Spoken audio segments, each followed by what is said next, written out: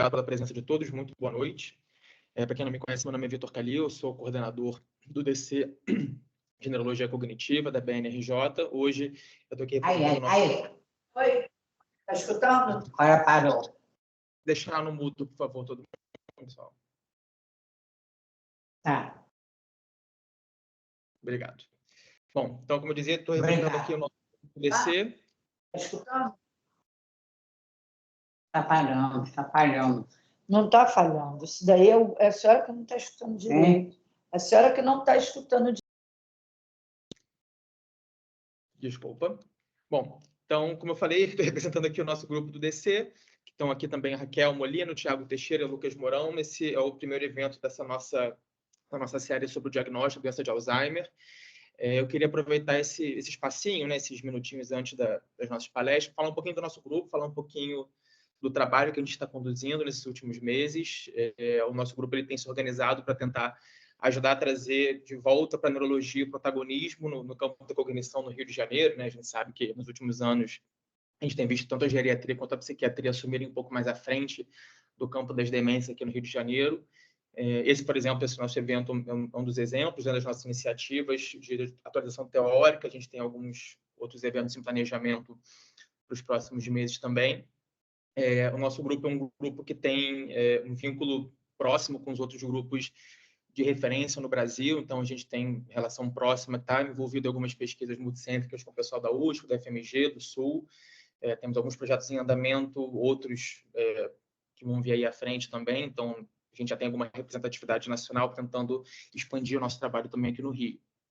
Uma outra coisa legal que a gente tem feito, né, nosso grupo, a gente tem trabalhado junto com a Secretaria Municipal de Saúde, a gente está começando a estruturar um modelo de atendimento de queixas cognitivas na saúde primária, então, projeto que ainda está começando a sair do papel, mas que deve trazer alguns frutos interessantes, tanto para assistência quanto para fins de pesquisa também.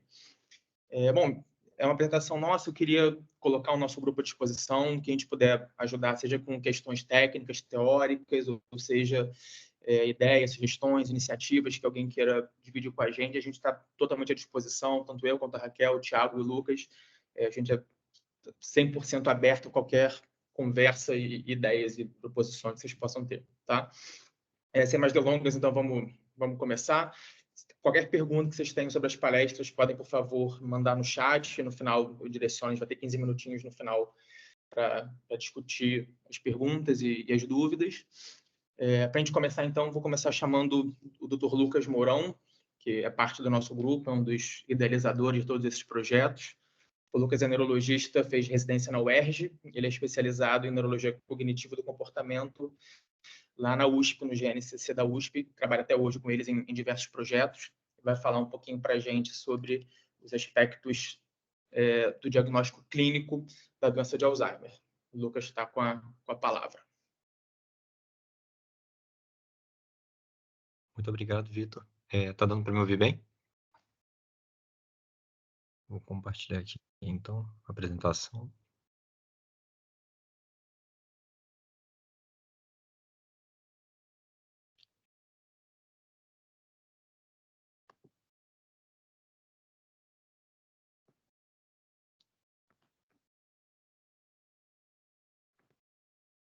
Tá dando para enxergar bem?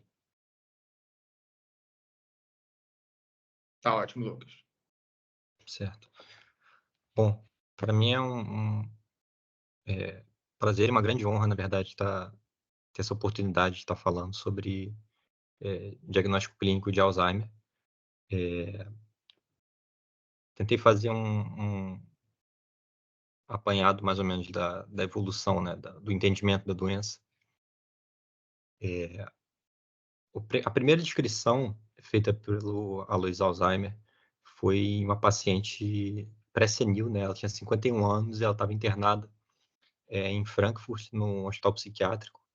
Isso é uma coisa interessante, né? Na época em que a divisão de psiquiatria e neurologia não era tão nítida como hoje, né? Então, o quadro dela se iniciou com delírios de traição, e ele avaliou ela já com desorientação temporal, espacial. Ela já tinha bastante comprometimento tanto de praxis quanto de linguagem, tanto para dificuldade tanto para escrever quanto para ler. E também tinha algumas parafasias, ela fazia alguns circunlóquios, ela, em vez de falar leiteira, ela falava coisa de colocar o leite, por exemplo, né? E ela faleceu depois de 4 anos e meio. Aqui, eu botei a referência aqui embaixo, é um artigo foi publicado esse ano, mas ele é bem interessante. Essa é uma foto em que aqui, com a gravata à direita, o terceiro da direita para a esquerda, com gravata e com bigode, é o Alzheimer. Do lado dele, logo à esquerda dele, tem o Kraepelin, que era o diretor da Real Clínica Psiquiátrica em Munique, onde ele trabalhava. Aqui mais no canto, o Levi, e aqui sentado do lado direito, 2 assistentes dele. Interessante é que quando ele escreve o caso, ele apresenta o caso num congresso em 1906 e publica em 1907. E ele publica sem imagens inicialmente, apesar de já ter sido feita o estudo anatomopatológico na necropsia, né? Passados nos anos seguintes, 2 assistentes dele, o Peruzini e o Bonifiglio, esses dois que estão sentados com a perna cruzada, descrevem mais 3 casos. Em 1911, é o Kraepelin, que é o diretor da clínica psiquiátrica, que usa o termo doença de Alzheimer pela primeira vez. E ele usa esse termo e aí ele publica pela primeira vez as imagens dos emaranhados neurofibrilares que foram vistos na camada mais superficial do córtex, que são essas imagens que estão aqui marcadas com um asterisco verde, né? E é interessante isso porque nesse mesmo ano o Alzheimer descreve um segundo caso, só que de um paciente também pré-senil, 57 anos, um paciente chamado Johann F. Só que o caso dele era diferente, ele tinha as placas senis, né? E é interessante, as placas senis já tinham sido descritas pelo menos há uma década antes, e já se tinha observado ela em pacientes idosos com diversas outras patologias. Então, o próprio Alzheimer comenta, não são a causa da demência, mas associados ao envelhecimento. Isso vai dar início a um embate que vai durar até 1978, sobre se existe a distinção entre demência senil e demência da doença de Alzheimer, com Kraepelin, na época, até protagonizar uma concorrência que existia com a escola defendendo que, na verdade, a doença de Alzheimer, na verdade, é pré-senil e que ela é diferente da demência senil, né? Mas em 1978 se chega a um consenso em Bethesda de que, na verdade, a doença de Alzheimer e a demência senil, elas compartilham as características neuropatológicas, né? Aqui a gente vai ver com o asterisco vermelho, né? As placas senis e os emaranhados neurofibrilares. Isso está presente nessas duas entidades, né? Então acaba se unificando, né? E aí o termo demência senil passa a não fazer mais sentido como uma entidade separada, né? Ou seja, se observou que tanto nos casos de doença de Alzheimer que começavam antes dos 60 quanto depois de 60 anos, tanto nos pré-senis quanto nos senis, existia a mesma neuropatologia. E na década de 90, começo de 90, é formulada a hipótese da cascata beta-amiloide. Então, a gente sabe que a proteína precursora amiloide pode ser clivada por alfa, gama ou beta-secretase, e quando clivada por beta-secretase pode produzir monômeros que depois formam oligômeros, inicialmente solúveis, e depois formam as placas senis insolúveis, né? E a hipótese da cascata diz que, no segundo momento, essa toxicidade extracelular vai acabar repercutindo com fosforilação, entrelaçamento de proteína tal fosforilada, né, formando os emaranhados neurofibrilares. E a gente sabe que, desde 1995, o BRAC e BRAC demonstraram que isso começa no córtex entorrinal e progride para o hipocampo, justificando a perda de memória como primeiro sintoma e que precisa existir um prejuízo funcional para a gente chamar de um quadro de demência, né, da doença de Alzheimer. Então, os fatores de risco principais, a idade, a polipoproteína Y4, o edifito 93, que a gente sabe que é um fator que aumenta o risco, mas que não é determinante, não é que nem presenilina, mutações de presenilina 1, 2 e proteína precursora amiloide, que aí sim são determinantes de forma autossômica dominante, né? Vascularidade, sexo feminino e aqui no Brasil principalmente, a professora Cláudia Suemoto, lá no Biobanco do Estado de São Paulo, ela conseguiu mostrar que existe uma associação muito frequente com doença cerebrovascular. Quando a gente fala de critérios diagnósticos, diagnóstico clínico de Alzheimer, né, a gente na prática clínica, né, a gente sempre tenta pensar primeiro no diagnóstico de uma síndrome demencial, ou seja, de um declínio de funcionalidade, com prejuízo com início insidioso. A gente sempre pensa na forma clássica como uma forma amnésica, onde o paciente esquece fatos recentes, né? Eventualmente pode, de forma precoce, ter desorientação topográfica, o paciente se perde em locais conhecidos, ou então alguma das formas atípicas, que a gente também conhece. A variante logopênica da afasia progressiva primária, onde o paciente tem dificuldade em encontrar as palavras, por comprometimento da área temporoparietal posterior esquerda, que é a área da alça de memória fonológica, também pode ter dificuldade de repetir sentenças, sequências de números, enfim. A variante frontal, que pode ser desexecutiva ou comportamental, faz um diagnóstico diferencial com espectro de degeneração.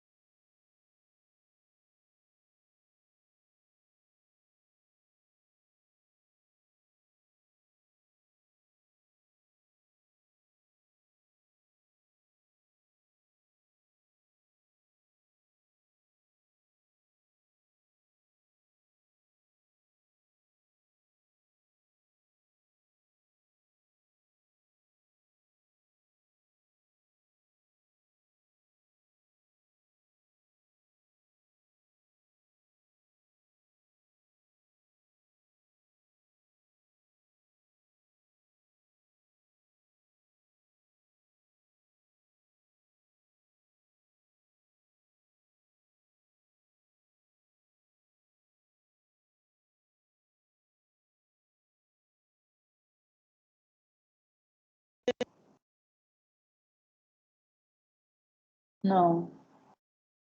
Quem está falando?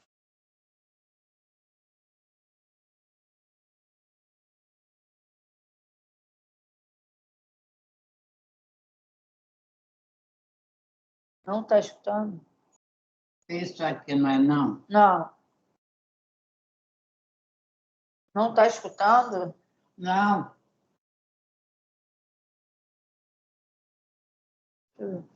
Gente, acho que o Dr. Lucas teve um problema com a internet. Só um segundinho. Tá? Não, é porque volta. Tá escutando? Parou.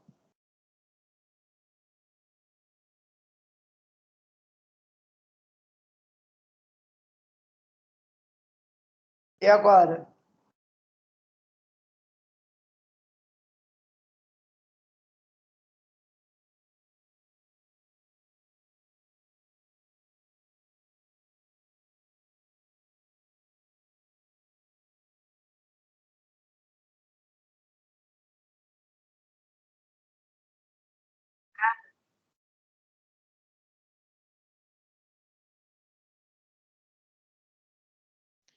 Já estamos reparando as questões técnicas. Só um segundo.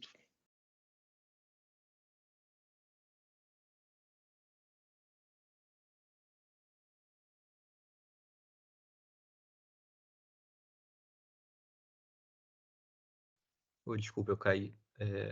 Em que parte mais ou menos que caiu?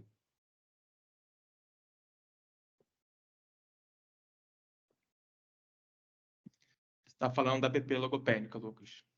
Ah, tá. Vou voltar então. Obrigado.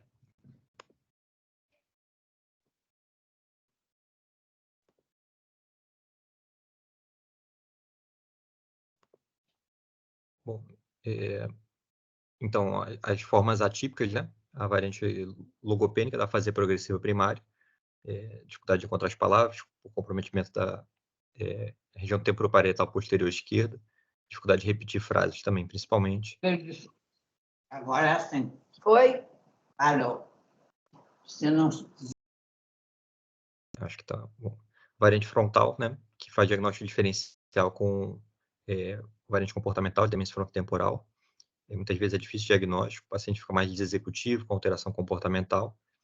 E atrofia cortical posterior, que o paciente pode ter síndrome de Barrett ou só parte da síndrome, né? Ataxia ótica, simultânea gnosia, faz diagnóstico diferencial com Levi, sempre no Levi chama atenção a questão das alucinações visuais, transtorno comportamental do sono REM mais precoce. É importante na ressonância a ausência de evidência de outra doença neurológica, né? Então, por conta disso, a maioria dos nossos pacientes na prática clínica cai dentro da DA possível, em que a gente vê, por exemplo, é muito comum copatologia com comprometimento cognitivo vascular, né? Então, o paciente tem fasecas aqui, 2, 3, já bastante microangiopatia, vai ficar dentro da DA possível. Os pacientes que têm evolução rapidamente progressiva também ficam nessa classificação. E sempre que for um quadro pré-senil ou rapidamente progressivo, existe uma tendência de fazer LICO para pesquisar biomarcadores de DA, mas também pesquisar banda oligoclonal, pensando em doença priônica e encefalites imunomediadas, né?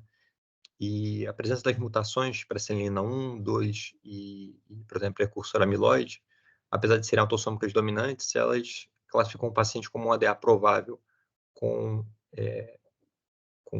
evidência aumentada, né, digamos assim, ou possível, mas confirmada só com neuropatológico. Esses critérios que eu falei, eles foram estabelecidos em 1984. E o que é interessante é que eles frisavam que o diagnóstico não deve ser determinado por testes laboratoriais.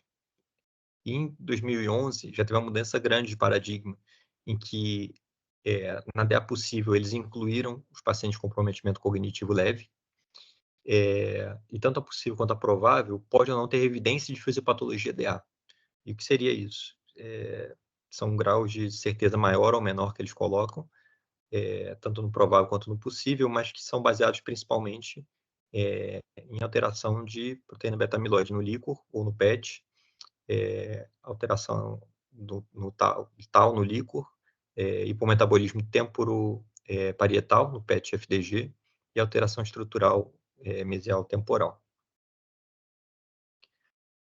Então, hoje em dia se fala cada vez mais de um contínuo Alzheimer, né? Que vai desde a fase pré-clínica até o comprometimento cognitivo leve, demência leve, moderada, a grave, avançada. E além do comprometimento cognitivo leve, existe o declínio cognitivo subjetivo, que seria um paciente que tanto o declínio cognitivo subjetivo quanto o comprometimento cognitivo leve não chega a ser um quadro demencial porque eles não deixaram de fazer coisas que eles faziam antes, né? O declínio de funcionalidade deles não foi tão importante, mas eles fazem com mais dificuldade o que eles faziam antes. Então, e o que chama atenção é que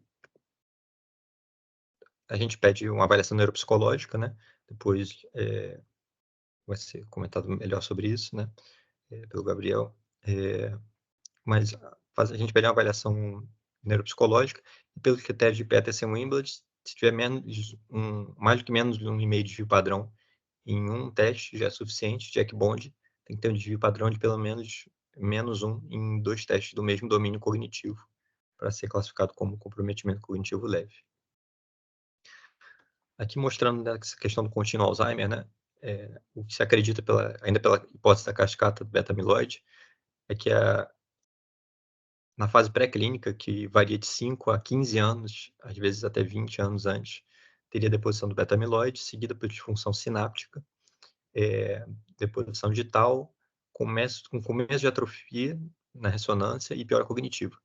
E aí, esse começo de atrofia e piora cognitiva discretos já seria o início do comprometimento cognitivo leve. Aqui mostrando os graus de atrofia mesial temporal, né, do MTA 0, que seria o normal, até o 4, que é o maior. E em 2018, esse artigo do Clifford Jack e colaboradores, ele enfatizou bastante essa questão do amiloide e do tau, e propõe uma classificação ATN que seria parecida com a classificação que se tem para câncer, né, para a parte oncológica, né, em que só de ter um amiloide positivo, seja por exame de líquor, seja por PET, que mostra o amiloide no cérebro, né, por PET-PIB, você já está dentro do contínuo do Alzheimer. E quando você tem, além do amiloide positivo, tau positivo, seja por exame de líquor ou por PET e tal, você já está dentro da doença de Alzheimer, né? O problema é que isso é muito sensível e pouco específico. 1/3 dos indivíduos com mais de 70 anos tem PIB positivo, e até 2/3 das necrópsias feitas acima de 80 anos têm algum grau de patologia Alzheimer, mesmo em pacientes que não tinham clínica, né? Esses são o A, do amiloide, o T, o N, visto por atrofia na escala MTA, mesial temporal, ou hipometabolismo temporoparietal, ou pelo aumento de tau total no líquor. E aqui mostrando essa evolução desde 84, 2011, que eu comentei também, eram critérios sempre clínicos e de pesquisa. 2018, do Clifford Jack e colaboradores, somente de pesquisa. Em 2021, ele propôs que se voltasse a valorizar a parte clínica, né? Ou seja, tanto a forma amnésica quanto as formas atípicas, né? A variante logopênica da APP, atrofia cortical posterior, a variante frontal e até formas mais raras, como síndrome córtico-basal, que podem ter neuropatologia DA, somados com a parte laboratorial. E ano passado o Clifford Jack voltou a fazer uma publicação grande, falando somente de marcadores biológicos, falando também de GFAP, falando de outros marcadores, mas ignorando a parte clínica. E foram 2 rounds que eles abriram de oportunidade das pessoas se manifestarem. E foi feito muitas críticas, né, baseadas no entendimento de que esse diagnóstico só baseado em biomarcador, ele resulta num diagnóstico muitas vezes numa situação muitas vezes conveniente com o esforço da indústria farmacêutica que vem sendo feito no sentido de cada vez mais justificar a prescrição dos anticorpos, né, monoclonais. E já é uma situação esteticamente não tem nenhum sintoma e a gente sabe que isso vai ser discutido mais para frente nos próximos dias, mas enfim, tem vários riscos associados, inclusive de sangramento, hemorragia, né, e edema a essas drogas. Bom, vou falar brevemente sobre um caso clínico. A paciente de 76 anos, de baixa escolaridade, 3 anos, falando que estava muito esquecida, que estava esquecendo fatos recentes, conversas, esquecendo nome de amigas, legal desorientação topográfica. Continuava independente, ela trabalhava passando roupa e continuava totalmente independente, pegando um ônibus, com a vida normal. Por ela ter a baixa escolaridade, a gente fez a bateria breve.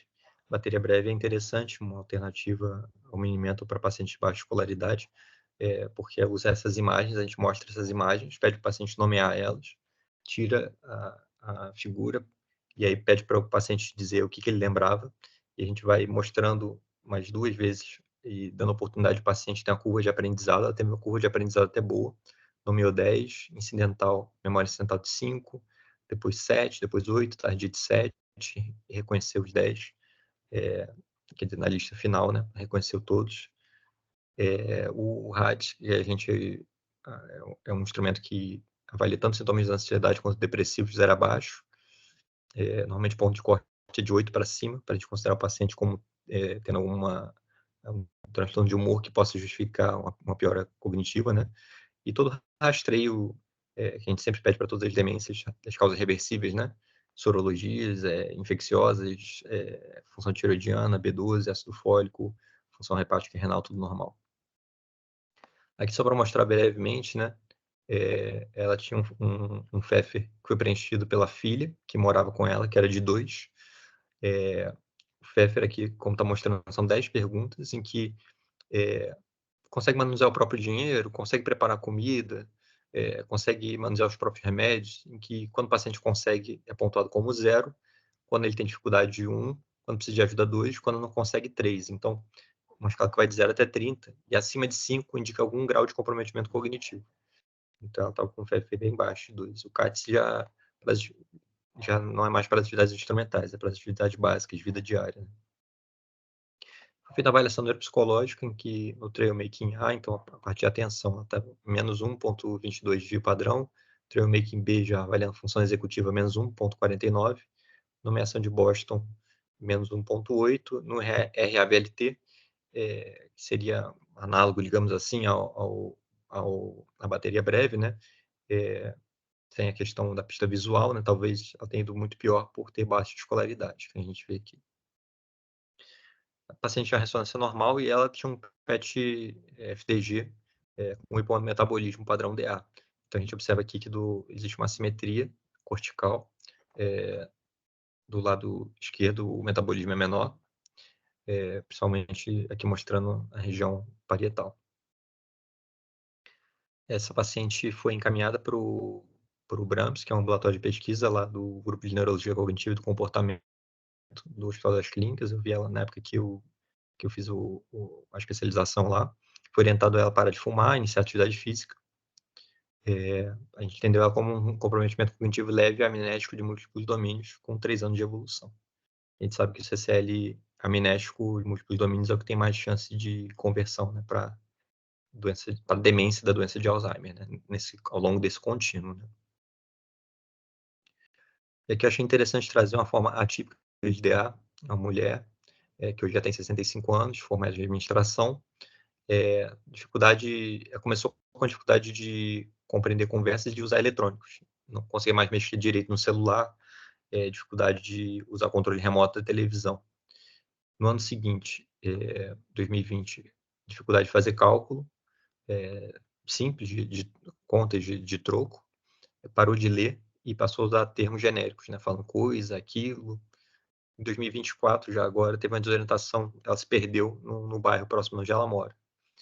E aqui eu trouxe uma avaliação dela do Acer. O Acer é um instrumento bem interessante para pacientes que têm autoescolaridade e permite avaliação um pouco mais completa do que o MoCA, porque avalia todos os domínios cognitivos, né? Avalia memória. Dentro dele já tem as questões do Mini-Mental, então o total são 100 pontos e já tem os 30 do Mini-Mental dentro dele. E, além disso, avalia fluência, fluência fonêmica e fluência semântica. A frase aqui, a gente fala, ela botou que Deus nos ache de salivar de Bonaro. Que Deus, assim, já escrevendo bem difícil, mas parece que Deus nos salve, nos ajude a salvar do Bolsonaro, alguma coisa assim, escrevendo. Curiosamente, ela conseguia repetir todas as frases depois tem tem as frases e tem as palavras também para repetir do Acer, ela repetiu bem. Na hora de nomear, são essas as figuras, são figuras de frequência de baixa frequência, então ela não conseguiu nomear a maioria dessas figuras. Ela teve dislexia de superfície na hora de ler balé e ler fixar. Na hora de copiar o cubo foi esse desenho que ela fez. Na hora de desenhar um relógio foi esse desenho que ela fez. Ela tinha também simultaneognosia. Na hora que viu a letra K, ela perguntou se é uma letra. Na hora que ela viu o M, ela perguntou se era um A. Ela não soube dizer o que era a letra A. Ela só acertou a letra T. Essa paciente é interessante porque a gente vê aqui que ela tem acalculia, ela tem alteração de linguagem, ela tem simultaneognosia, ou seja, tudo remete a um comprometimento mais posterior da interseção temporoparietal, né? E dos cortes de associação parieto-occipital, né? Essa paciente, ela, tanto na ressonância quanto no PET-FDG, mostrava um comprometimento importante dessa região, dessa interseção temporoparietal posterior do lado esquerdo. Esse é um caso que a gente enviou para o BRAIN, né? Eu relatei ele junto com o Victor Calil, os colegas do IDO, o professor Brook e a professora Cláudia Drummond. E o que é interessante desse caso é que ela tinha repetição preservada, que não é o que a gente espera, que a gente vai tentar dar uma olhada na tractografia que ela fez, né, para tentar entender melhor. qual pode ser a causa disso, né? Então, aqui só para falar do Acer, né? Eu já tinha comentado, sempre tiver um paciente no consultório com clínica de DA, seja típica ou atípica, e autoescolaridade, eu acho que ele vale a pena, ele demora um pouco mais do que o MOCA, tem a normatização dele com os pontos de corte, inclusive para cada domínio cognitivo e no total, né? Total aqui 78 pontos de corte, a nota de corte. Tem nota de corte por idade, por escolaridade, nesse trabalho da Viviane Amaral Carvalho, que foi quem validou o teste, então é um instrumento bem interessante. E aqui, só para terminar, falando dessa parte visoespacial, né? Esse é um paciente, o William, o Termolen, não sei como pronuncia agora, é um americano que teve uma forma típica de Alzheimer. Então, a gente observa ao longo da doença, ele foi pintando fazendo um autorretrato, como que a gente sabe que a doença progride de acordo com os estágios de Braque, né, do córtex entorrinal para região mesial temporal, para os córtex de associação, né, para a área temporoparietal posterior esquerda, né, como que isso afetou a parte visoespacial. Em contrapartida, uma paciente atendida pelo professor Bruce Miller na UCSF, que tinha uma fase progressiva primária, mas que era estava dentro do espectro de demência frontotemporal, então provavelmente a patologia não era DA, em que a região posterior ficou muito preservada, eles chamam de reorganização facetária, né? Esses pacientes que, quando tem uma patologia mais frontal, eles desenvolvem mais habilidades visuais. Aqui ela fez um quadro representando o número π, em que cada número corresponde a uma cor, né? E botou todas as principais fórmulas, né, do π. Enfim, era isso que eu queria falar.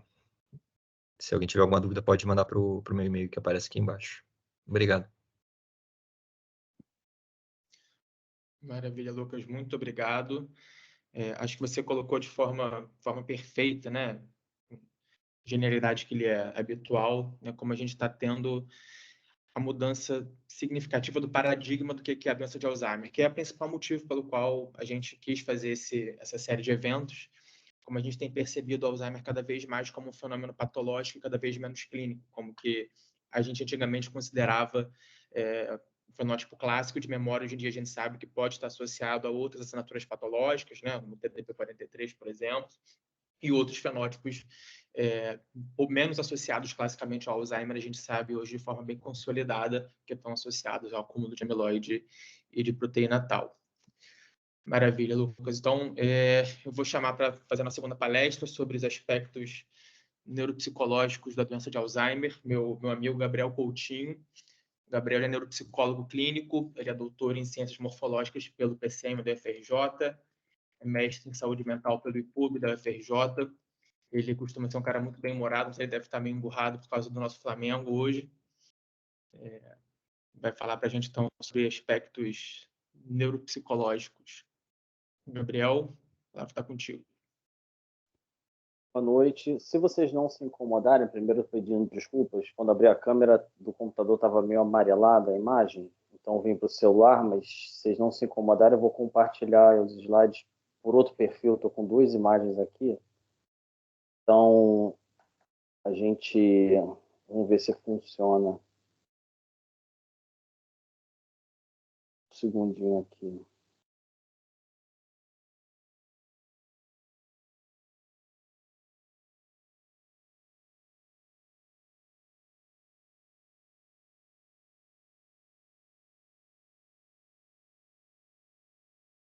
Apareceu o compartilhamento para vocês? Acho que vai aparecer já já.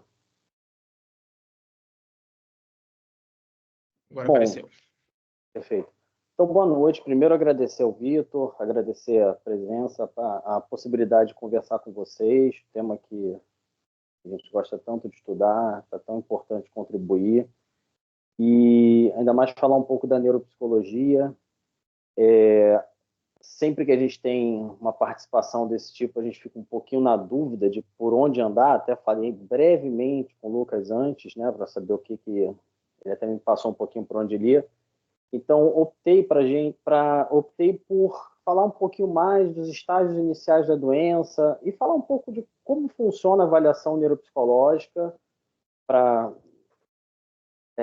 suspeita de doença de Alzheimer ou, no caso de indivíduos com déficit cognitivo ou suspeita de déficit cognitivo.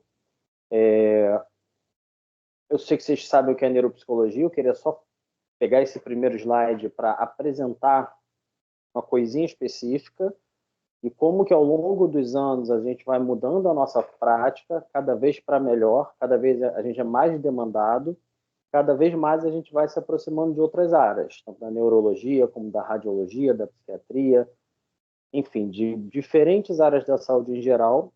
Essa é uma definição da penúltima edição do livro da Muriel Lezac, que é um dos grandes livros da neuropsicologia, e ela fala da neuropsicologia como uma ciência que é voltada para a expressão do comportamento por meio de disfunções cerebrais.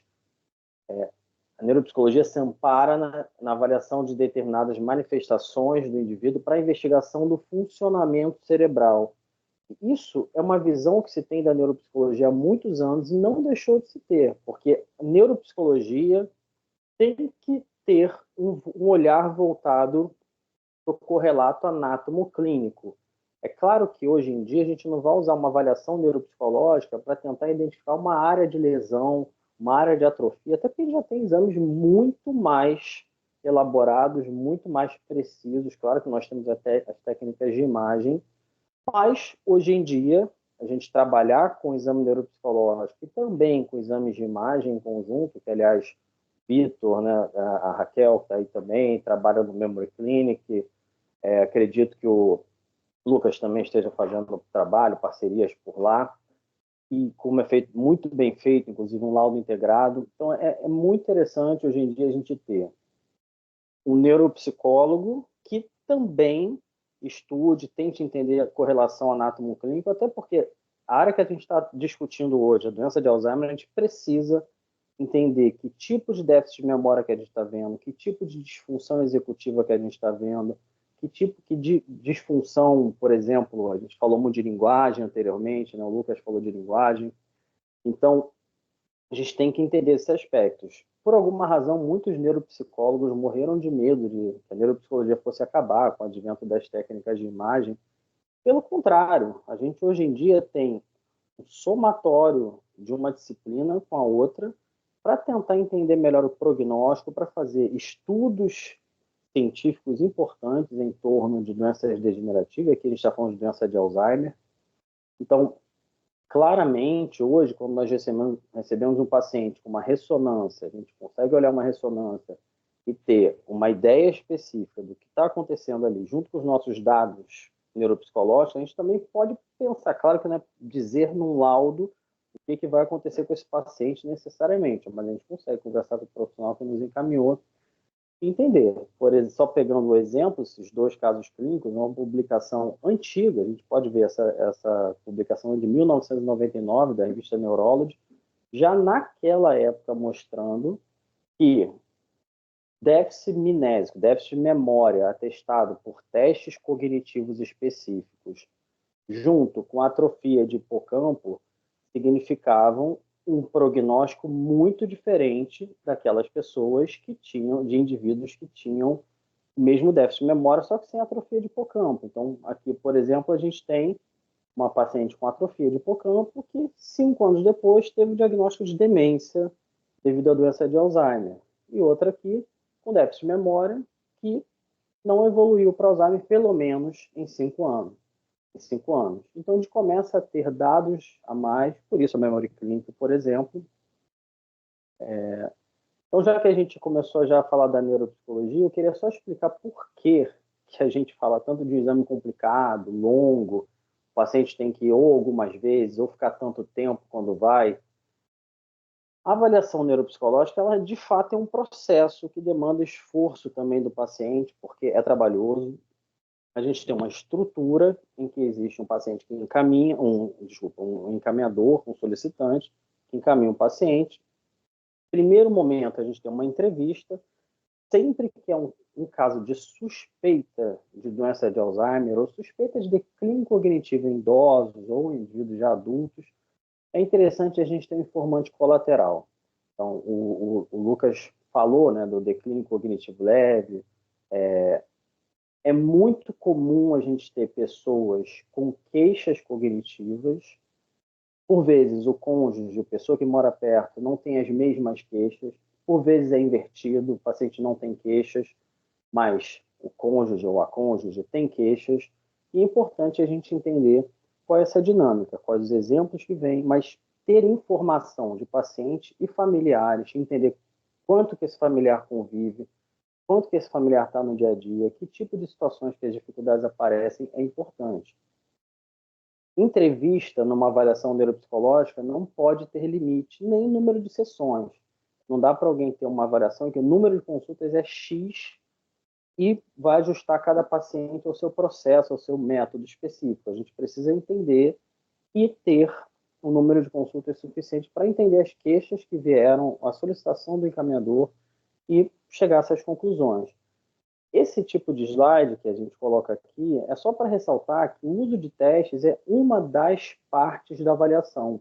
Muitas vezes a gente chama de testagem neuropsicológica, mas é uma avaliação clínica que a gente vai entrar em contato com o paciente, entrar em contato com o familiar, observar, depois vai ter uma reunião clínica com uma equipe, ou vai parar, se você trabalha sozinho, parar, sentar, discutir com você mesmo que seja, olhar os dados todos, os exames, e depois fazer um laudo. É trabalhoso e muitas vezes essa única avaliação não vai ser suficiente para um diagnóstico, e muitas vezes não tem problema nenhum. A gente vai traçar o perfil, vai entender quais são as dificuldades relatadas e onde é que a gente vai tentar atuar a partir daí, o que a gente vai sugerir.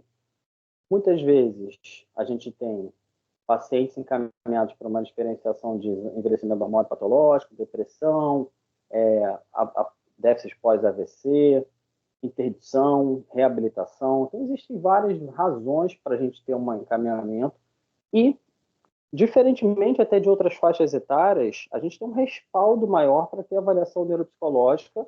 Lógico que em situações em que o médico entende ser necessária a avaliação neuropsicológica, porque a gente já tem isso descrito em critérios baseados no DSM e na CID, sobre a necessidade da gente mensurar as dificuldades com testes padronizados e adequados. Daí eu não vou, claro que a gente não vai conseguir no tempo que a gente tem, e ter pouco tempo também tem seu lado positivo, porque a gente consegue traçar algumas ideias, deixar o e-mail final para qualquer um que tenha dúvidas, conversar, a gente responder, trocar artigos científicos, mas a gente não tem como ter, logicamente, uma receitinha pronta. Só que é só um trabalho para a gente começar essa discussão. Eu não vou me restringir, obviamente, a um ou outro artigo, mas esse trabalho publicado pela Marina Martorelli, Felipe Kenji, que também trabalha com a Raquel, trabalha com o Vitor, Kenji Sudo, Elinice Chachá, que é professora da PUC, eles fizeram uma meta-análise. Esse foi o artigo mais lido da revista da revista da PUC, né, durante 4 anos, da revista Neuropsychology and Neuroscience, Psychology and Neuroscience, foi o artigo mais lido por 4 anos seguidos, e eles descrevem a multiplicidade de fenótipos neuropsicológicos encontrados na neuropsicologia para pacientes com doença de Alzheimer. Isso já foi mencionado pelo Lucas, só reforçando, porque não dá para a gente achar que vai ter um perfil específico, tá? Mas a gente vai ter alguns perfis que aumentam a chance de doença de Alzheimer. A gente também sabe que diagnóstico feito para avaliação neuropsicológica não vai ser possível, tá? Com uma precisão maior, a gente vai precisar de outros exames, e normalmente quem vai fechar o exame, vai fechar o diagnóstico, será o médico, mas a gente tem, na avaliação neuropsicológica, o dever de dar informações suficientes para que o médico consiga se aproximar do diagnóstico. A gente vai fazer um exame complementar. E a única diferença desse exame complementar é que ele é um pouco mais ou muito mais artesanal que outros, por demorar mais.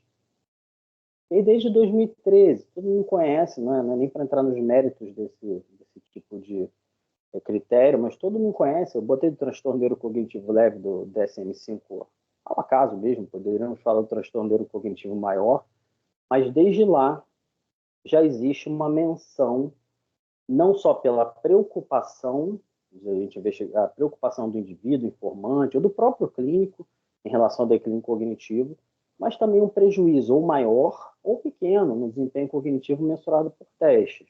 Tá? E a funcionalidade também é descrita. Então, a gente vai ter a mesma coisa que vocês fazem na prática clínica de vocês, uma avaliação clínica, cognitiva e funcional. A diferença é que a gente vai ter mais tempo com o paciente e vai trabalhar com mais instrumentos. Por exemplo, o Lucas mostrou alguns instrumentos interessantes, o Acer, o Addenbrooke, que são instrumentos de rastreio, mas que são bem importantes até para avaliação neuropsicológica. E quando a gente recebe um paciente, a gente faz uma entrevista, tenta coletar o máximo de informações possíveis que a gente puder, mas a gente tem um teste de rastreio como o Acer, é interessante porque a gente consegue ter dados rapidamente de diferentes domínios cognitivos e nos ajudar na orientação da avaliação que a gente vai fazer. Uma dificuldade grande que a gente tem também é em relação à precisão. Isso é muito estudado atualmente, eu também vou falar muito disso. Sei que o Lucas estudou bastante também na questão dos déficits, da consciência dos déficits e das queixas de memória, queixas cognitivas, que, aliás, só ressaltando, a gente tem uma série de estudos falando de queixas cognitivas, queixas de memória, mais especificamente, e queixas de outras funções. É uma confusão, porque os pacientes não conhecem perfeitamente. Existe quase que uma ideia genérica de queixa de memória, mas eles falam de queixas de funções executivas ou explicar melhor as dificuldades. Muitas vezes o informante próximo é melhor, mais preciso, mas a gente vai ouvir, tentar ter essas informações e ajudá-lo a explicar. Tá? E queixas cognitivas, vejam só, a gente tem confusões em avaliação clínica, porque muitas vezes a gente avalia um paciente que tem um quadro depressivo, por exemplo, que também é fator de risco para demência, para doença de Alzheimer, mas que tem uma série de queixas e, em alguns casos, esse estudo aqui, que era do meu doutorado na época, a gente pegou indivíduos com transtorno depressivo maior e sem comprometimento cognitivo leve, sem declínio cognitivo evidente, comparou com indivíduos com comprometimento cognitivo leve e com indivíduos que estavam sem declínio cognitivo e sem queixas, tá? E o que a gente vê, na verdade, a gente criou um índice que, na verdade, a gente não criou, a gente buscou na literatura, chamado Level of Awareness, que significava o nível de consciência dos déficits, que era uma contraposição, era um cálculo baseado no nível de queixas em questionário padronizado, que ainda é uma dificuldade aqui no Brasil, e também desempenho em testes cognitivos. Os indivíduos clínicos tinham uma correlação boa entre as queixas e o desempenho em testes. Os indivíduos com CCL, eles têm queixas, mas eles não necessariamente têm uma queixa correspondente ao grau de dificuldade, pelo menos nessa nossa amostra. E os indivíduos com depressão maior, nesta amostra, têm muita queixa para pouco ou nenhum déficit. Então, isso varia muito, né? Obviamente, tem paciente que tem queixas e tem perfis de personalidade, tem históricos de vida. Um ponto importante é a escolaridade. Escolaridade baixa atrasa muito a percepção das déficits. Então, a gente precisa realmente gastar muito tempo numa avaliação entendendo o perfil de queixas do paciente e também tentar entender um pouco mais perfil de funcionalidade. A funcionalidade é importante tanto para o diagnóstico de demência, como diagnóstico de comprometimento cognitivo leve, como também entender indivíduos que não têm nenhuma dificuldade, entre aspas, nenhuma perda funcional. Pouco se investiga, isso é importante, de forma aprofundada nos instrumentos que a gente tem, sobre investimento ou dinheiro de uma forma mais aprofundada, de uma forma mais complexa. A gente vê, tem uma parte muito oculta das relações conjugais, que a gente vê frequentemente, que é o dinheiro investido de alguém. Ninguém sabe o que essa pessoa está fazendo com o dinheiro, para onde vai.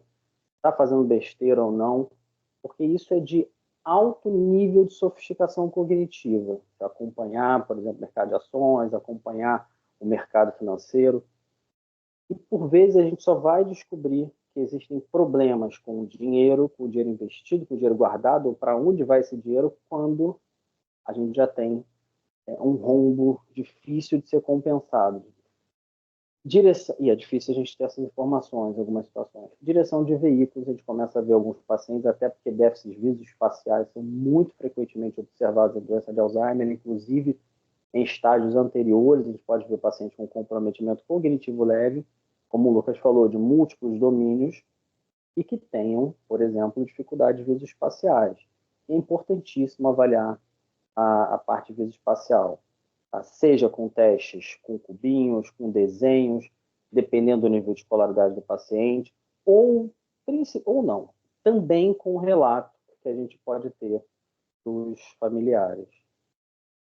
Como o Lucas já falou, a gente tem indivíduos com CCL que não têm perda de independência, mas podem ter mais dificuldades para realizar algumas atividades. Então, eles são independentes, mas levam mais tempo, demoram mais. Isso remete à necessidade que a gente tem de investigar um grupo de funções que a gente tanto discute no nosso dia a dia e que a gente chama de funções executivas, tá? Então, funções executivas incluem, por exemplo, memória operacional, controle de impulsos, a capacidade de flexibilizar um pensamento. E as funções executivas, elas tendem a aparecer mais em situações em que modo automático, em que aquele hábito que a gente já tem de agir, aquele nosso modo de agir sem parar para pensar muito, não é mais funcional. A gente tem que criar novos hábitos, tem que solucionar problemas novos, tem que ter um controle executivo, controle atencional, pensar em estratégias para novos problemas. Então, pessoas que têm alta demanda no dia a dia e têm dificuldades no funcionamento executivo tendem a ter mais chances de ter prejuízo funcional, mesmo que esse prejuízo funcional não seja naquelas atividades instrumentais de vida diária. E aí a gente tem uma série de instrumentos para avaliação de funções executivas.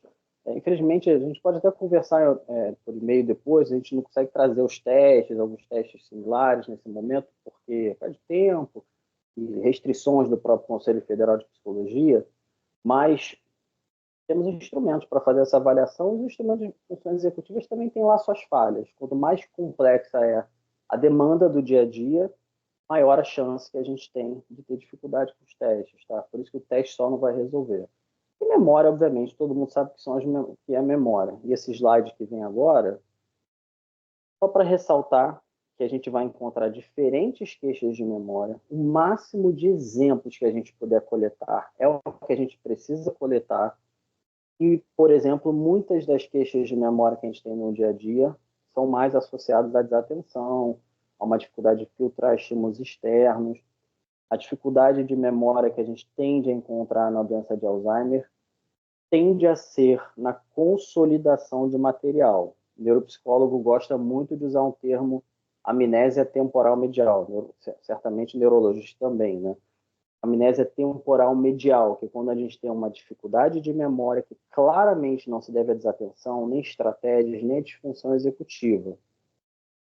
É um tipo de dificuldade de memória que a gente já tentou facilitar o paciente de todas as formas, com pistas, já fez uma lista de palavras dessa aí que a gente está vendo agora, já perguntei, olha, tal palavra era da lista, tal era da lista, a outra era da lista, e mesmo com essas pistas todas, o paciente continua tendo dificuldades.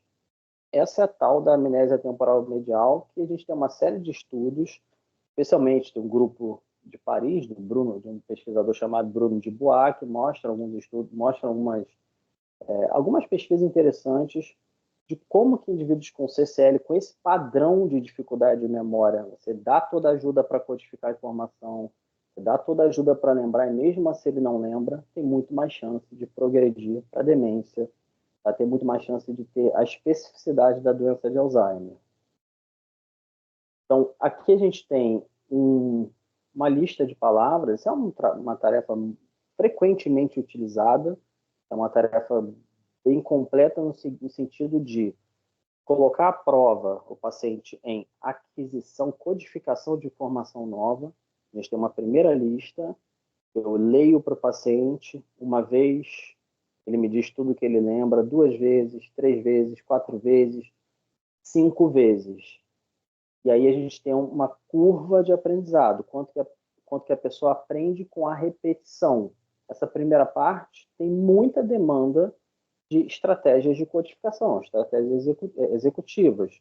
Ouvir uma palavra que lembra outra, e aí faz uma junção, faz uma associação. Depois você vai distrair o paciente, pergunta o que ele lembra, e você vê aqui. Perdão, passei sem querer. Ó, o paciente chegou ao máximo de palavras dele, 9. Distrair com outra lista. Caiu para 6. Isso é interferência. Está vendo de alguma forma interferência. E dá um intervalo de 20 minutos. Pergunta novamente. Está vendo mais uma perda. Perfil esperado em doença de Alzheimer, que a gente observa muito em doença de Alzheimer, dependendo do estágio, é claro. Em CCL amnésico, por exemplo, que tem mais chance de progredir para doença de Alzheimer, tem mais chance de ser doença de Alzheimer, na verdade, é uma dificuldade mais discreta no processo de aquisição de informação nova, perda ao longo dos 20 minutos de intervalo e não tem melhora ou muita melhora, mesmo depois naquela outra etapa facilitada, que você pergunta, olha, corpo estava na lista, aí você dá palavras que não eram da lista também, sei lá, jardim era da lista, ponto era da lista, tem que lembrar da primeira lista. Então, mesmo com o auxílio, ele não consegue lembrar. Isso tem muito mais caracterização de amnésia temporal medial. E aí, para também quem já teve medo, algum momento de perder emprego por conta de neuroimagem, a gente tem só um somatório realmente de esforços e muito mais conhecimento em torno disso. A gente tem uma série de estudos, isso aqui é um estudo de ressonância magnética estrutural, tá? Mostrando o quanto que o desempenho em diferentes etapas daquele teste de memória que eu acabei de mostrar correlaciona com integridade cortical de diferentes áreas específicas. Então, por exemplo, porções temporais mediais e, mais especificamente, o hipocampo, o resgate tardio, aquele depois de 20 minutos, quanto que você lembra daquela primeira palavra? O resgate tardio tem uma correlação um pouquinho maior realmente com o hipocampo. A área de reconhecimento tem mais relação com o hipocampo e as porções temporais mediais de uma forma geral. Então, tem outras porções, por exemplo, o giro supramarginal tem uma relação muito maior com sons, com linguagem. A gente tem uma relação maior, uma correlação maior com a primeira vez que você ouve a lista. A gente está falando de memória de curto prazo, pegando muita parte fonológica. Isso tende a ter baixa correlação com doença de Alzheimer, então tende a ter mais relação com linguagem em outras áreas, né? e outros domínios. Todo mundo deve conhecer esse tipo de figura. Tá? A gente parte da ideia de ineditismo e avaliação, mas essa aqui já é muito conhecida. Isso aqui é um teste de memória que muito deve ser usado, pode ser usado sim, mas a gente tem algumas limitações porque tem muita complexidade na cópia dessa figura. Você copia a figura e depois de um tempo você pergunta para o paciente de novo o que ele lembra. Demanda muito de funções executivas, estratégias e habilidades visoespaciais, visoconstrutivas, que também pode ser um problema na doença de Alzheimer. Então, a gente tem que ter um olhar muito cauteloso.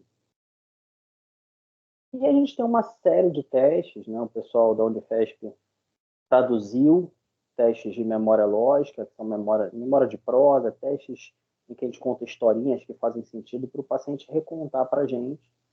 E esse teste a gente faz imediatamente, depois pergunta depois de um tempo, novamente, para ver a retenção. É um teste mais ecológico, como a gente gosta de dizer, que tem mais relação com as demandas do dia a dia.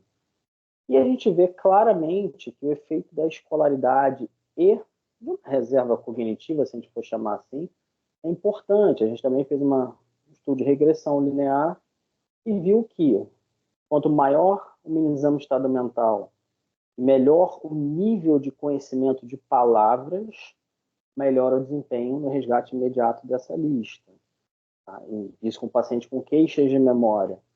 Então, só reforça aquela ideia, quanto mais você tem conhecimento, maior a chance de você ir bem e aprender coisas novas.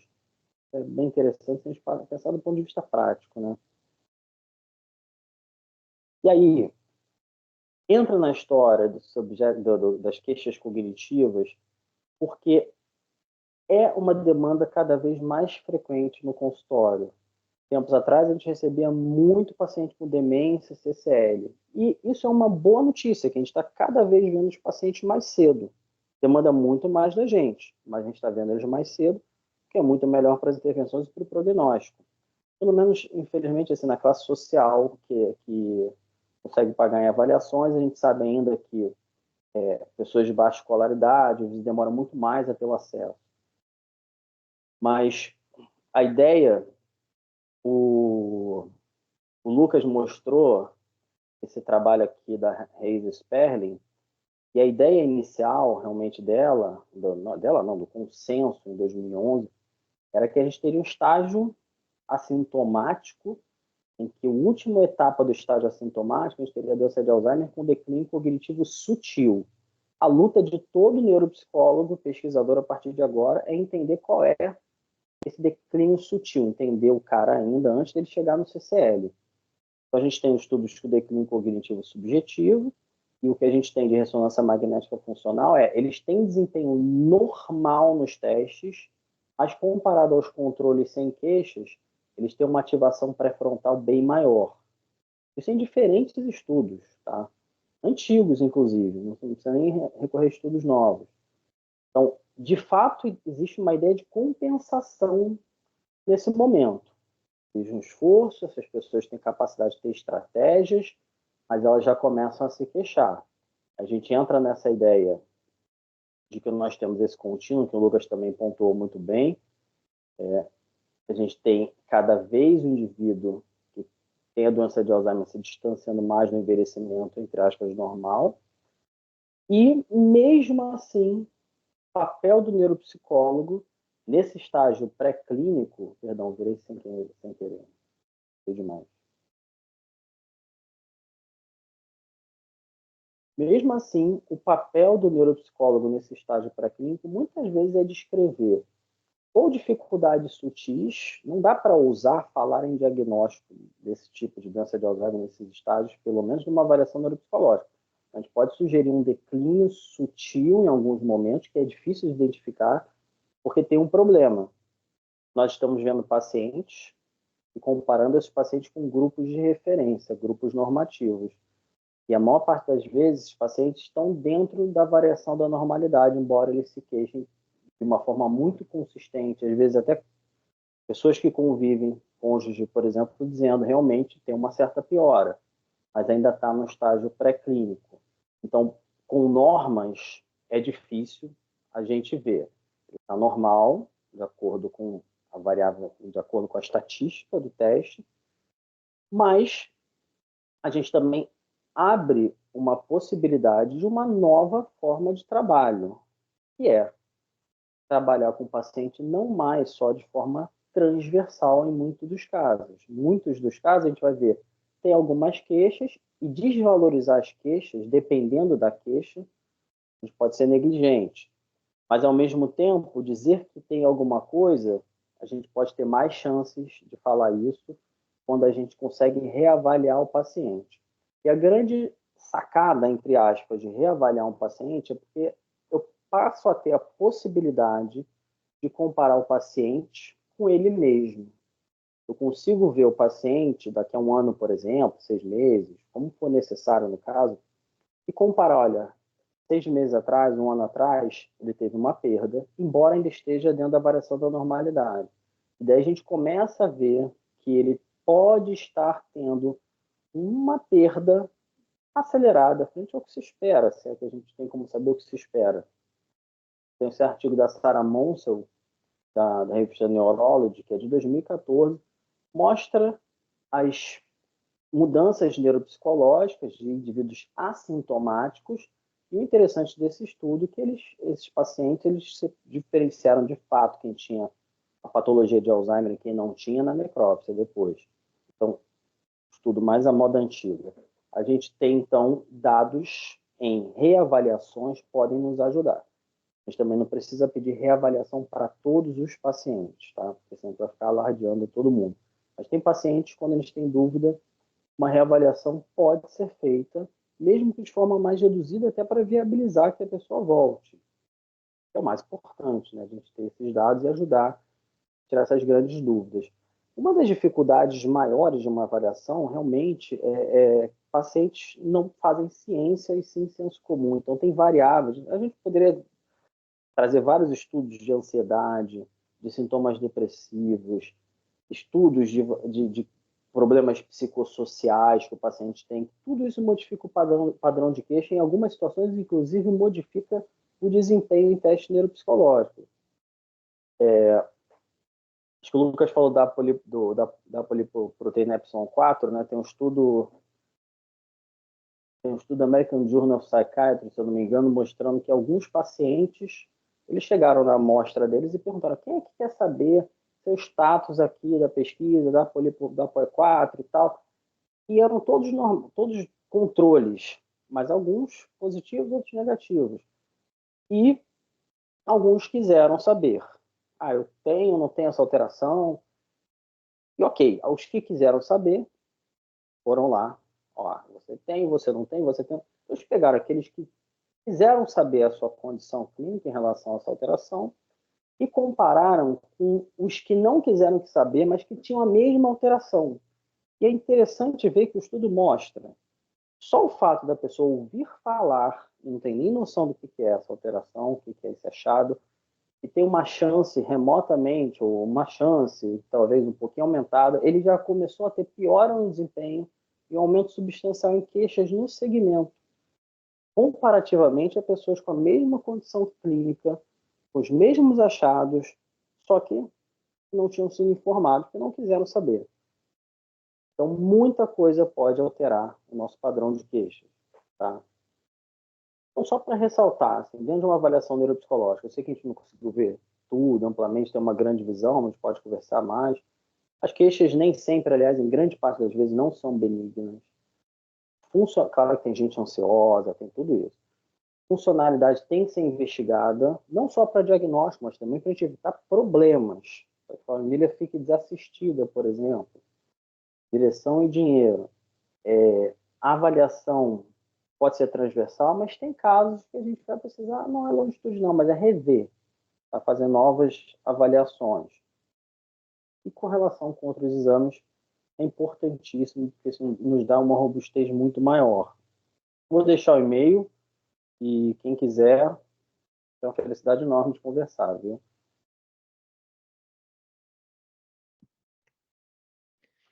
Maravilha, Gabriel. Como sempre, fantástico. Acho que para muitos neurologistas ainda o exame neuropsicológico é um mistério, né? A avaliação neuropsicológica é um mistério, então acho que você conseguiu trazer para a gente uma excelente explanação, excelente resumo do que todo médico tem que saber.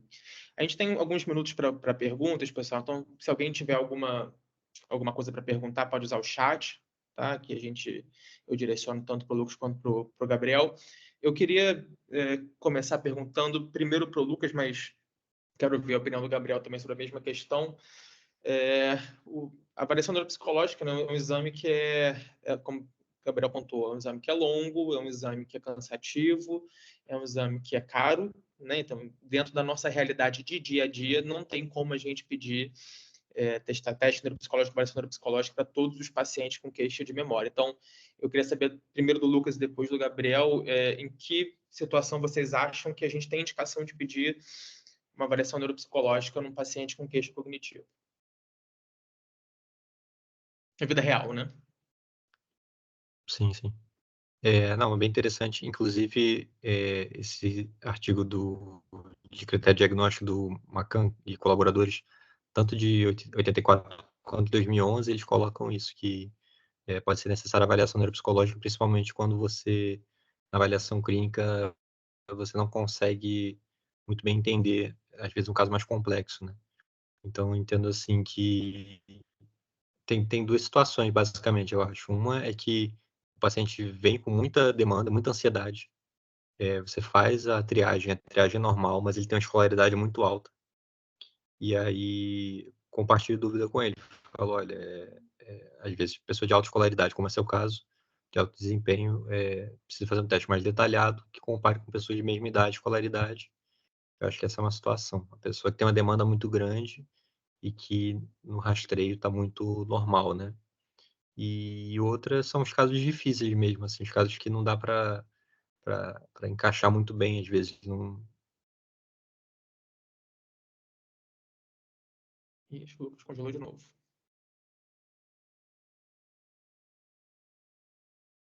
O Gabriel quiser pontuar, dado que o Lucas está congelado.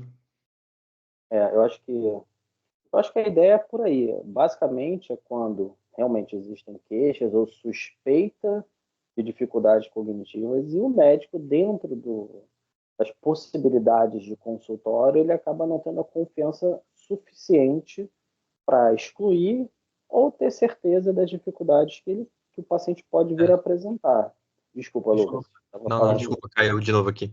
Não, mas eu acho que a última questão que eu quero falar é quando é paciente que nem recebeu tempo com diagnóstico de espectro autista, para ele também, e que ficava muito difícil entender se era só uma questão comportamental ou se é uma questão cognitiva. Então, quando a gente quer às vezes, tentar estimar a questão de QI, né? Seria uma terceira situação. E acho que muitas vezes a impressão do neuropsicólogo pode até ser diferente da impressão do médico, mas o exame precisa ter informações suficientes para o médico ter as conclusões dele também. Pode ser que eu faça um laudo e diga, olha, eu acho que é... O Lucas fala assim, não, eu discordo, mas os dados do laudo me permitem ter outra impressão. Ok.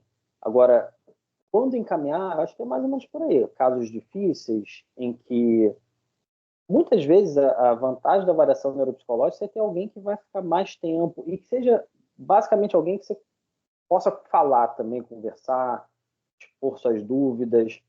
É mais uma pessoa para pensar junto.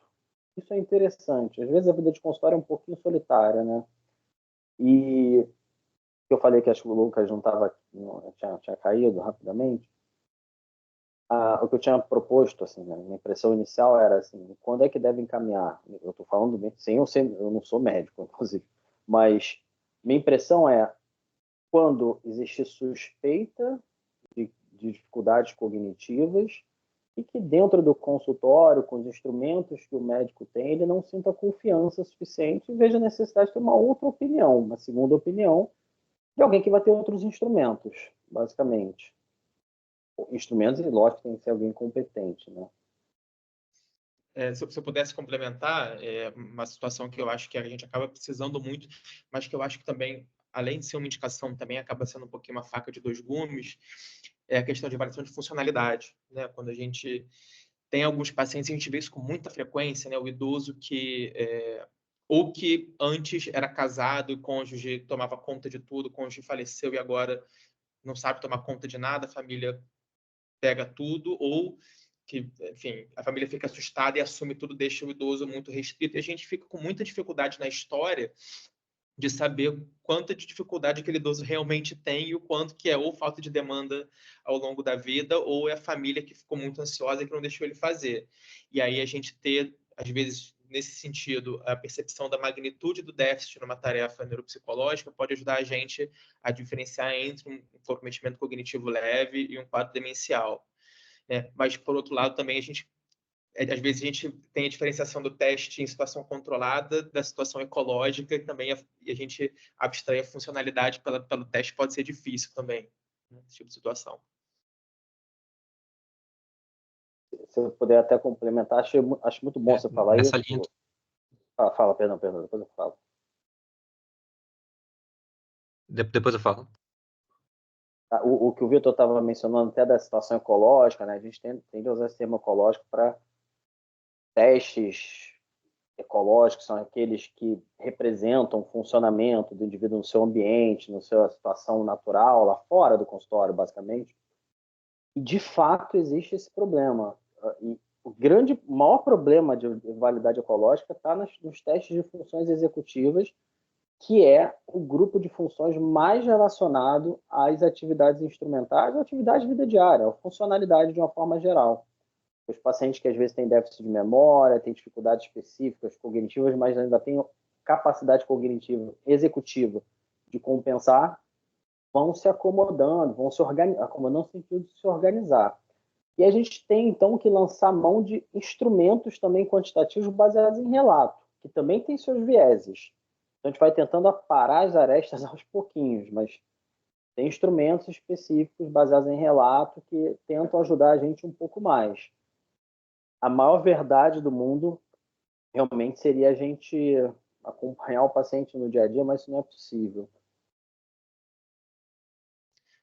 Então, não tive nenhuma pergunta no chat até agora, então não sei se alguém quer pedir a palavra, senão eu tenho mais uma perguntinha para fazer. A gente até, se ninguém mais quiser falar, pode encerrar com essa pergunta.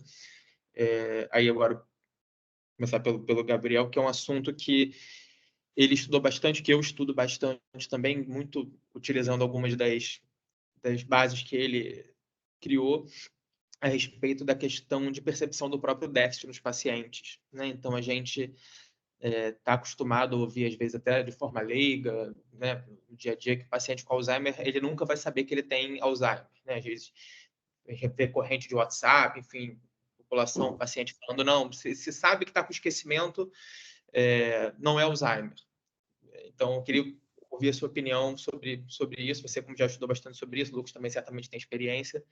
Queria ouvir o que você tem a dizer sobre isso. A consciência dos déficits tem várias questões, né? Como a gente até mencionou antes. Que tipo de déficit que a gente está falando? Porque é comum o paciente ter consciência de alguns déficits e não de outros. É comum o paciente ter consciência. A gente vê isso em consultório, o paciente falando durante os minha memória está péssima, minha memória está péssima. No final, a gente sempre pergunta: como é que a senhora foi? Como é que o senhor foi? Olha, até que eu estou bem. E a gente tem alguns estudos mostrando isso. Não sei se alguém deve conhecer o Daniel Mograbi, que é psicólogo que é professor da PUC, do Rio de Janeiro. Ele fez alguns estudos interessantes. Um dos primeiros estudos dele da área, ele fazia realmente teste, perguntava para o paciente logo em seguida, e depois de um tempo voltava a perguntar. E era aquela coisa: estou péssimo, e embora o paciente já estava melhor. Existe também uma correlação negativa, né, entre sintomas. Quanto mais sintomas depressivos, positivo na verdade, quanto mais sintomas depressivos, maior a percepção dos déficits. Quanto menos sintomas depressivos, maior a chance, maior a nosognosia. Então, varia demais e varia de pessoa para pessoa. Indivíduos de baixa escolaridade também, que são menos demandados, às vezes têm mais dificuldade de começar a perceber os déficits, então as queixas de memória começam depois, a gente tem literatura sobre isso também. Então, assim, de fato, dizer que o paciente não sabe, talvez... E a outra questão é saber a gravidade dos déficits. A gente pode estudar realmente... Eu acho um tema muito interessante, porque isso é uma coisa muito clínica. Estudar os déficits, como, por exemplo, dentro do contínuo do CCL, né? Porque existe um contínuo do CCL. Tem um cara que acabou de converter, entre aspas. Quando o indivíduo começa a perder o juízo crítico, ele está mais perto de converter para demência. Então, é bem complicado. E o problema da ausência de juízo crítico é que a gente tem muito mais dificuldades de ter engajamento do paciente em estratégias de reabilitação, de estimulação, e isso é uma luta eterna. Além de assumir mais comportamento de risco, né? Dirigir, sair para... Só um ponto, desculpa, Lucas, antes. E, ao mesmo tempo, a gente também vê em pacientes com CCL com maior tendência a evoluir. Às vezes, o pessoal chama de hipernosognosia antes de abrir, né? Às vezes, o paciente pode até ter uma exacerbação da percepção de déficit um pouco antes em CCL com maior tendência à evolução, né? Que é uma coisa interessante. Desculpa, Lucas, pode comentar se você quiser. Eu queria aproveitar, acho que encaixa bem um paciente que eu vi essa semana, um senhor de 84 anos, com vários fatores de risco cardiovasculares, já revascularização do miocárdio, e ele entra na primeira consulta e aí eu pergunto, bom, no que eu posso ajudar o senhor? Ele me ouvindo. E ele começa uma fala que não parecia que não ia dar em lugar nenhum, falando da vida dele, sei lá o quê. Depois de 5 minutos entra a esposa. Alguns anos consideravelmente assim, mais nova do que ele. E aí, lá no final da consulta, o que acontece? formal dele, nada que chamasse muita atenção, a parte cognitiva, né? E pedi para ela preencher um FEFR altíssimo. E aí, no final, ele revelou, assim, acabou conversando. Porque na hora que eu fui pegar, normalmente eu faço assim, eu nem sei se... Nem sempre dá para fazer, mas sempre que dá eu faço, né? Quando eu vou avaliar a parte cognitiva do paciente, eu peço para o familiar sair da sala e preencher o FEFR enquanto isso, para não ter risco do paciente ficar influenciado pela presença do familiar e, enfim. Nisso que eu fui pegar o FEFR com a esposa, ela me falou, ó, só para você saber, ele é narcisista e tem diagnóstico de bipolar, de que ele é bipolar. Eu fiquei com isso na cabeça, tá? Aí entrei, e aí ela preenchendo um FEFR muito alto, ele na avaliação, na triagem, um MOCA, se não me engano, foi 26 ou 27, assim, nada que chamasse muita atenção para um paciente de 84 anos, de escolaridade moderada e tal. E aí, como ela falou do coisa bipolar, eu resolvi perguntar, já teve algum comportamento, algum momento da vida, assim, que sem querer acabou gastando muito, ou com jogo, ou com aposta, ou com alguma coisa assim. E aí ele acabou falando, não, agora eu dei toda a minha coleção de relógios, 70 relógios, sei lá, para sei lá quem. Ela arregalou o olho assim. E parece que é um conhecido dele, não é nenhum amigo dele. E aí já estava pensando em pedir avaliação neuropsicológica pela discrepância da avaliação cognitiva e do FEF. E aí eu acho que foi mais um motivo que me fez também, porque eu fiquei assim, cara, muito complexo esse caso. Não sei se esse cara realmente tem transtorno bipolar e ele só está querendo causar, entre aspas, ou se é essa falta de anosognosia dele, né, que ele não teve queixa principal e esse comportamento dele já é uma falta de insight, de julgamento prejudicado dele. Enfim, é pedir avaliação psicológica, encaminhei ele, né? Não sei se quanto que vai ajudar também, mas só para exemplificar um caso meio complexo assim também, né? Quando tem histórico questionável de doença neuropsiquiátrica prévia também, eu acho que às vezes ajuda um pouco. Né? Tem pessoas também que já têm um padrão queixoso, né, de longa data, aí é mais difícil. E aí, porque além do perfil de queixas, realmente tem um perfil de cada indivíduo. E às vezes a gente vai tentar conversar com familiares para entender como é que essa pessoa era, o que mudou. É um desafio interessante. Maravilha, pessoal. Bom, se ninguém mais tiver nenhuma pergunta ou com o microfone aberto ou pelo chat, acho que a gente pode encerrar por aqui, né? Agradecer imensamente ao Gabriel, principalmente, pela generosidade de participar, o Lucas também, mas como o Lucas é da nossa equipe, não precisa de agradecimento. Tá? Muito obrigado, Gabriel e Lucas. A gente vai se encontrar de novo no dia 22, então nesse mesmo modelo, mas aí a gente vai falar mais da parte radiológica, a gente vai falar tanto de ressonância com o professor Fábio Noro, quanto de medicina nuclear com o professor Paulo Rosado. Tá? Então, muito obrigado de novo pela presença de todos. Novamente, a gente está à disposição para qualquer dúvida, qualquer questionamento, para o que precisarem, a equipe está aí, ok? Então, um abraço a todos. Obrigado.